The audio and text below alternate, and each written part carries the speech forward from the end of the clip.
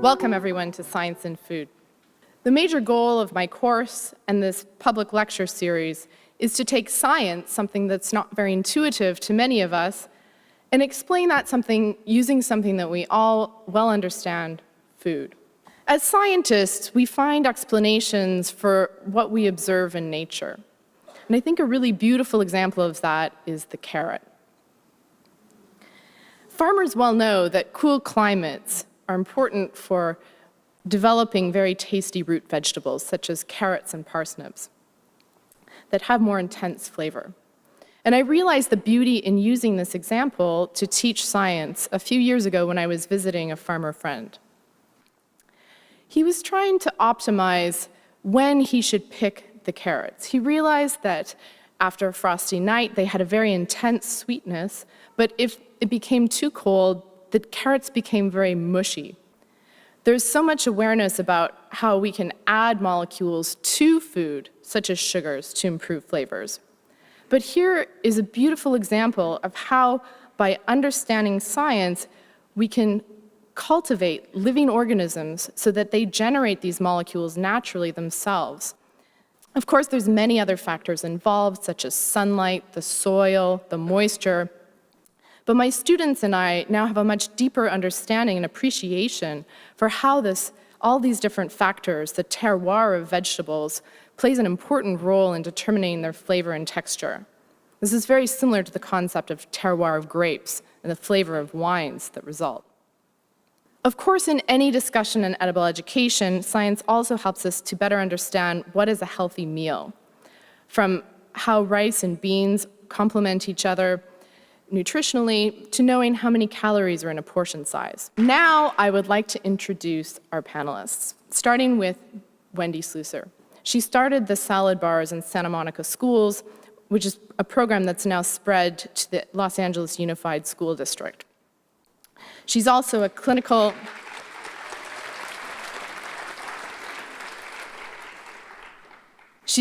professor of pediatrics, medical director of the UCLA Fit for Health program, and leader of the healthy nutrition activities for UCLA Chancellor Gene Block's Healthy Campus Initiative. I would also like to welcome David Binkle. David is director of food services for the LAUSD, which remarkably serves over 650,000 meals every day. That's quite a feat. He's trained at the Culinary Institute of America in Hyde Park, New York, and he also holds a master's degree in public administration from Cal State Northridge. And finally, I'm delighted to introduce Chef Alice Waters.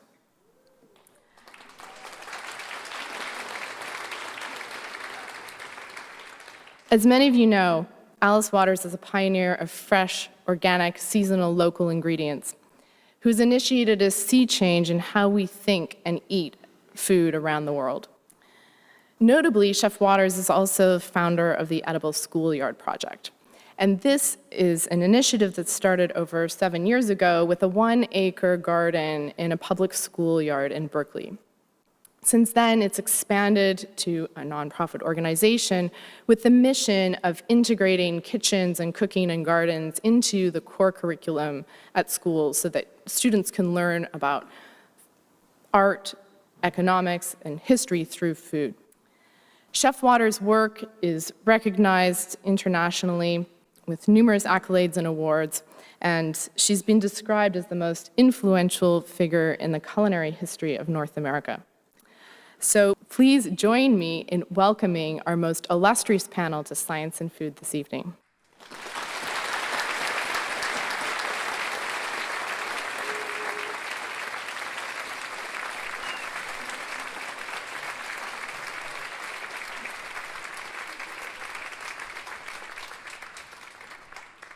Thank you so much for inviting me to be part of this great lecture series. I love to be standing at a podium.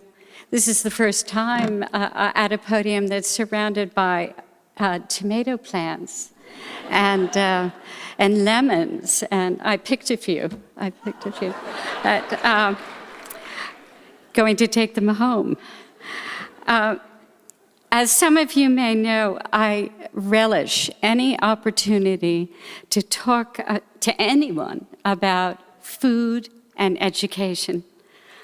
I really believe that food can be a catalyst for a deep, rich transformation. I've seen it happen in so many places. I've seen it happen in my restaurant that I've been running for 42 years. I've seen it happen around the world of the sustainable food movement. And I've seen it in all of the school projects that I've been involved with from kindergarten on up. And so it really excites me to be here, and I know that we can create something together that's greater than the sum of the parts. So thank you again. We all know that there are grave issues in today's world. We all know. Obesity and diabetes, pesticide use, GMO foods, the economy, land use, fair wages for workers, violence, addictions, depression, not to mention poverty and childhood hunger, and, of course, the overarching fear of global warming. But all of these very serious issues, in my opinion, are outgrowths of something bigger. They're all the byproducts of something much more fundamental and encompassing. There's a deeper, more insidious and pervasive problem that provides the soil, if you will, for all of these other issues to grow out of. And unless we deal with the deeper systemic problem, I think all these other issues won't ever really go away. They might get a little better, but they'll still be there in one form or another. By not addressing the underlying condition, I feel it's like we're trying to cure the symptoms of a disease without dealing with the root causes of the disease itself. So what is this deep systemic condition? The author Wendy Sluesser, one of my personal heroes and one of the great muckrakers of our times, has pointed out that in the United States, we live in fast food nation.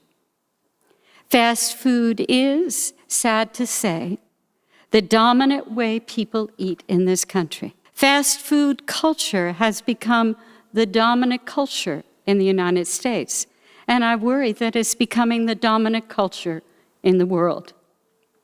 And like all cultures, fast food culture has its own set of values, which I call fast food values. Fast food values saturate our ways of thinking and doing so thoroughly that in my mind, I don't think we even see them anymore. They're just part of our makeup, part of the landscape, part of our daily lives, and they completely degrade human experience. This is the soil, in my mind, that all of these problems are coming from. An example of a fast food culture is uniformity. The idea that everything should be the same wherever you go. All eggs should look the same. All houses should look the same. Efficiency. That's another fast food value. Things should happen really fast. The faster, the better. And when we live like this, I fear that not only do our expectations become warped, but we also become easily distractible and lose the sense that things take time. The best things take time, like growing food or cooking or getting to know someone or learning. Availability. That's another fast food value. The idea that we should be able to get anything we want, wherever we are, whenever we want, 24/7. The twisted idea of availability, to me, not only spoils people, but causes them to lose track of where they are in time and space. Seasons stop mattering. What's indigenous to certain places becomes unclear, maybe even irrelevant. Cheapness. This one drives me crazy. In the United States, there's a complete mixing up of the idea of affordability and cheapness. No one understands the real prices of things anymore because, one, no one tells them, and two, everything is supported artificially. I can't tell you how many times I've been accused of being a farmer's market philanthropist because I believe in paying people for the true cost of their food and their products. And people say that I'm artificially driving up the prices of food in the markets. And I say it's the discounted prices that are artificial. The truth is, and I think we all need to learn this, things can be affordable, but they can never be cheap. When I hear somebody say, I just got something cheaper here, I feel intuitively that somebody somewhere is being sold out. You cannot not pay for something here without somebody over there not getting what they deserve. Or you cannot not pay for something here and not expect to have other problems in your life over there, like with the environment or your health. In a sense, these deals cost more for all of us. There are many other fast food values, and I'm sure you can think of some yourself. More is better. The more you pile on your plate, the happier you'll be. The more massive the store, the better. The more apps you have, the more connected. Basically, the more choices that you're offered, the better. I find this fast food value so strange because to me, when I have too many choices, I just get overwhelmed. There's no room for discernment. There's just volume. And most of the choices are the same anyway. It's really just an illusion of choice. No matter what you pick, it's basically one of the same 3 companies that made it.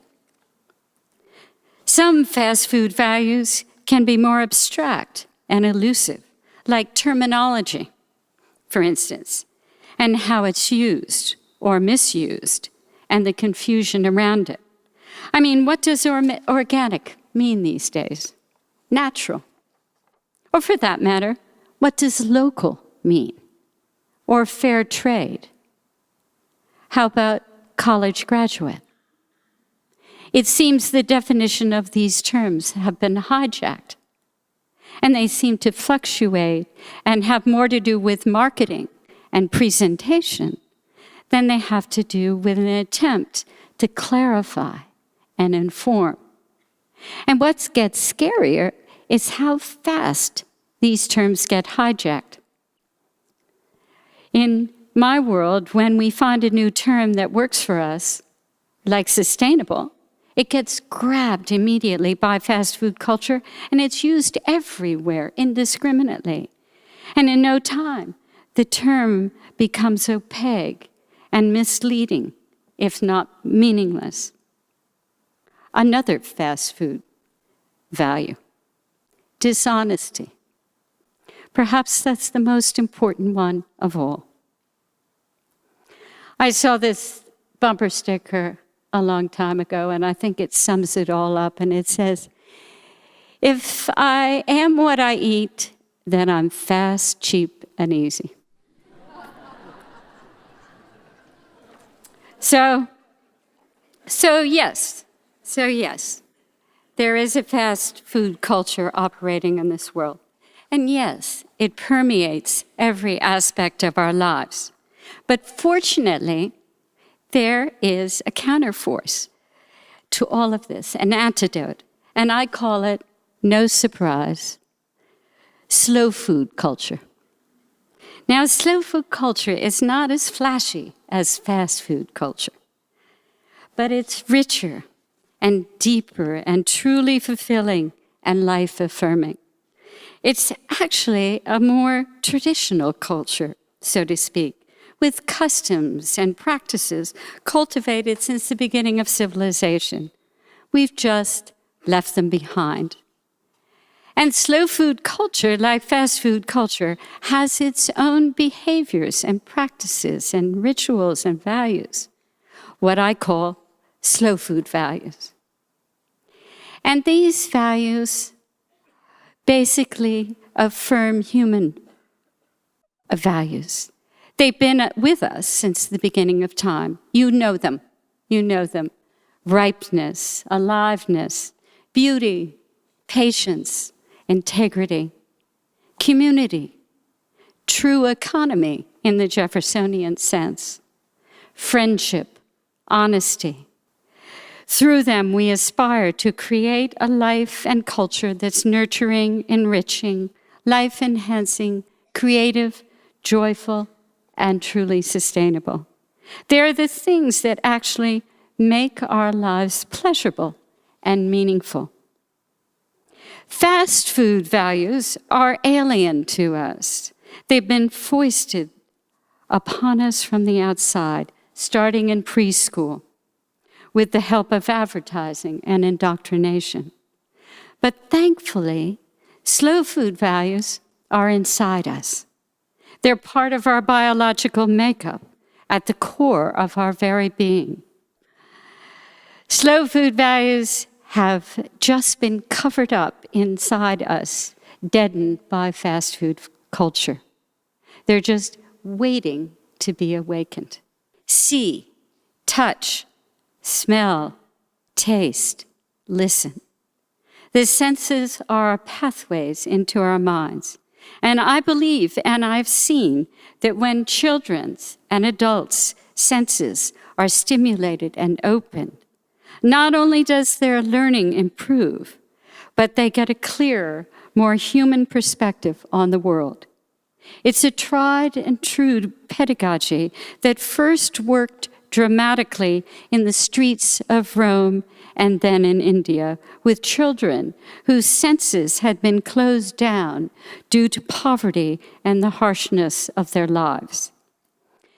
Today's kids are closed down in similar ways, many because of poverty and violence, but all of them by their unwitting indoctrination by fast food culture. Think about it.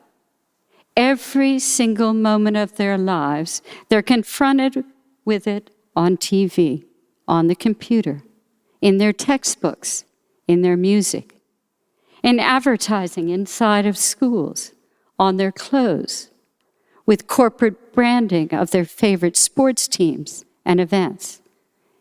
It's inescapable.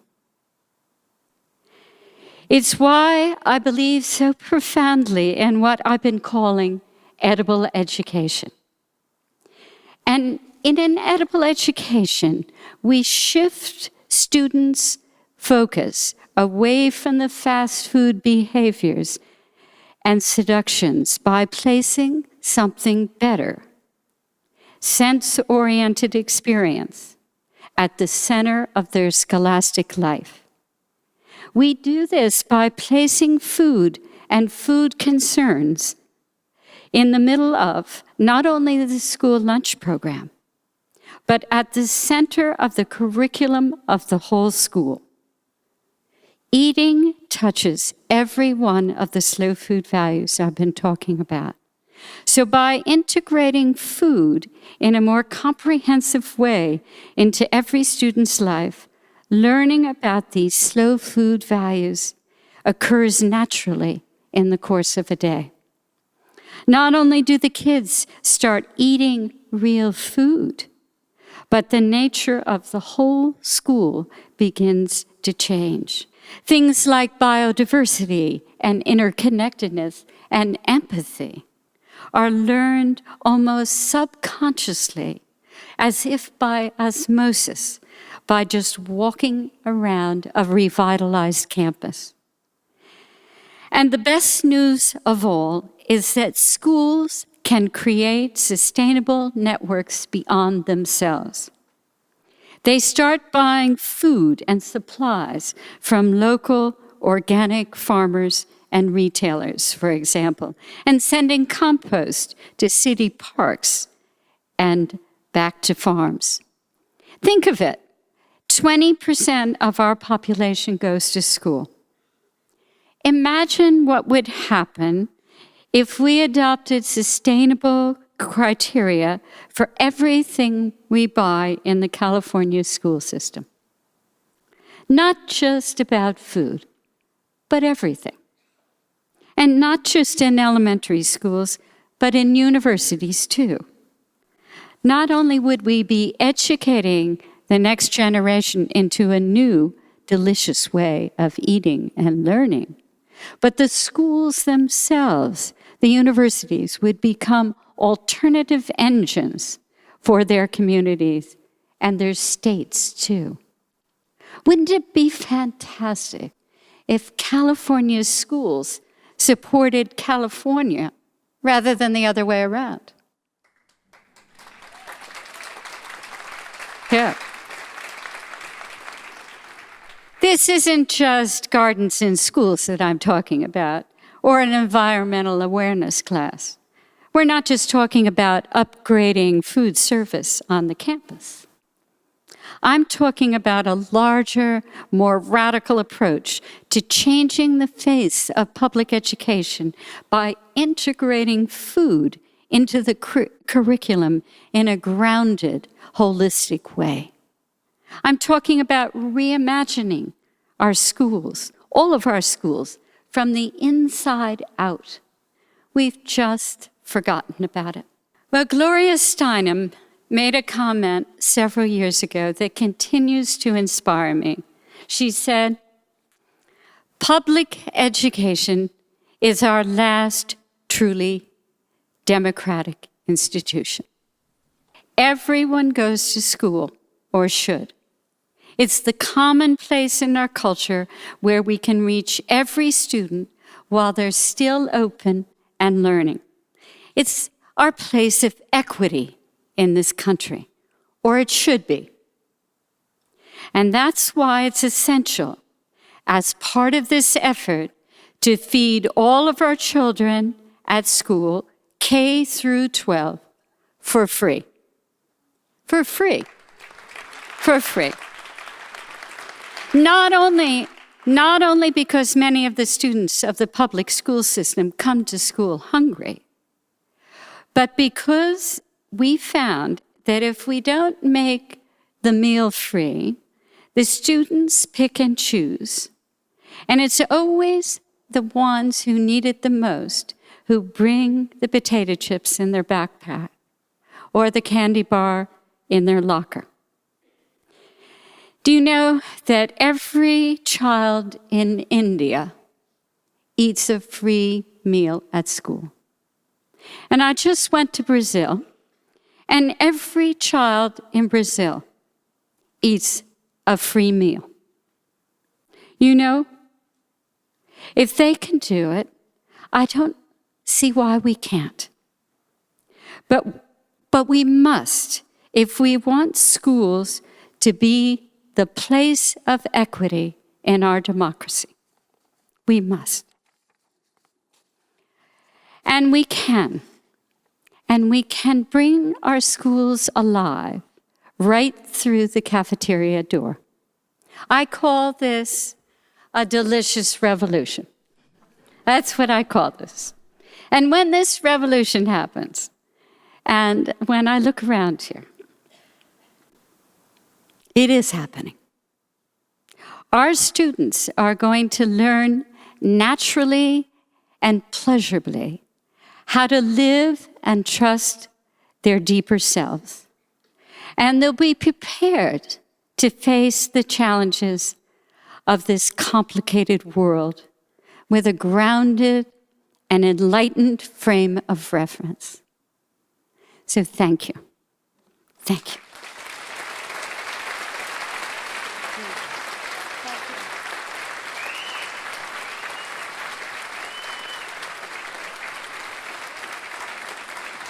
Thank you. Thank you so much, Alice. What I want to do is really give you a little bit of context about what we do with our food program in the Los Angeles Unified School District. What we are working on today has actually been happening for many, many, many years. And many policies have been put in place to really focus on this issue about nutrition. In our school district, more than 80% of our children qualify from circumstances of poverty. And that is a real challenge for our children just to get a good, healthy, nutritious meal every day. So our job is to really provide that healthy, nutritious option to the children.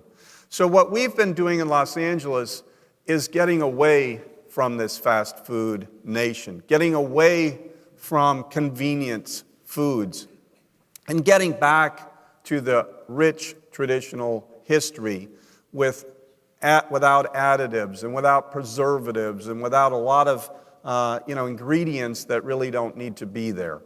We can stop buying things that the children shouldn't have. And what we've done in Los Angeles with our food program is we've stopped the cycle of being fast. We've stopped the cycle and we've gone back to our suppliers and we've said to them over the last several years, we don't really want what you have.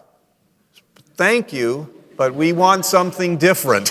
I have a story, and I was meeting with our folks who are our turkey suppliers this morning. We were talking about from Genio Turkey, they were talking about what they were to what we wanted them to be.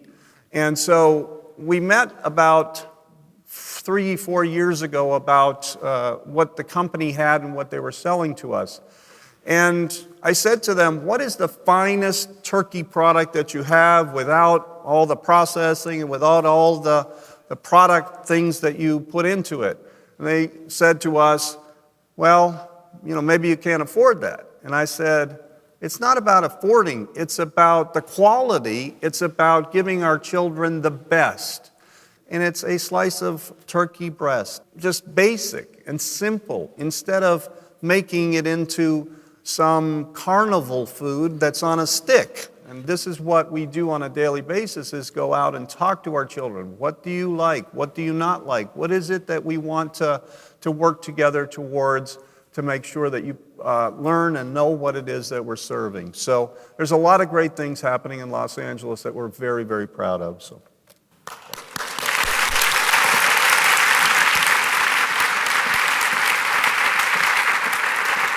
I want to tell Royce Hall about Los Angeles Unified School District, and I also want to thank Amy Rowat for inviting me to this amazing panel. Now, at UCLA, where we have over 70,000 people learning, working, teaching, and living, we're also walking the talk, inspired by the UCLA Healthy Campus Initiative. What are the Healthy Campus Initiative core values? Well, there's high-level wellness, personal responsibility, diversity, equity, and it's integrative. And from a big picture point of view, UCLA serves as a leader in Los Angeles and around the world. And by prioritizing health in its broadest definition, we are signaling that we value living well. And so what does Healthy Campus Initiative focus on? Make the healthy choice the easy choice, so that we can live well, eat well, breathe well, move well, and be well, and mind well.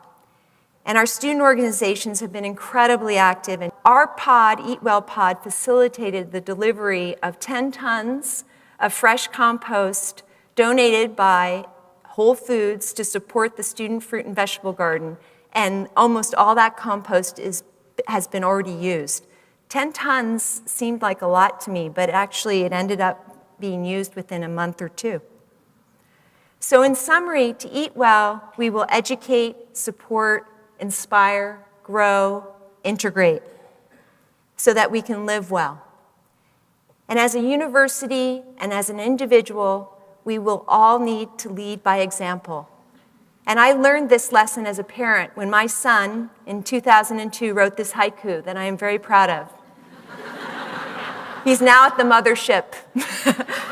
Fruit comes from flowers. Fruit is very good to eat. I like to eat fruit.